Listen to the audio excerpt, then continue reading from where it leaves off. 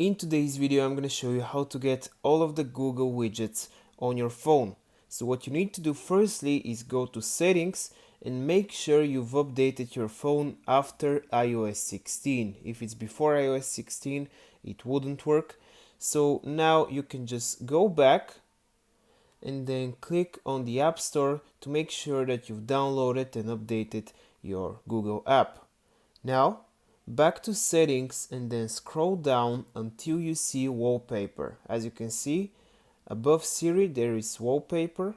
Click on it and then you see your current wallpaper. On the left side there is a customize button on the lock screen, so click on it and then you see your current lock screen and there is the option to add widgets under the hour.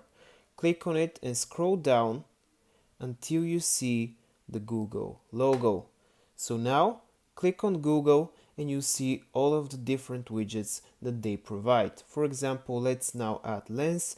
We can just tap on it or drag it to the line.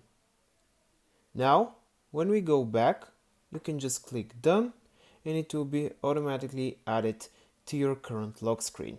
So that was basically it. See you in the next video.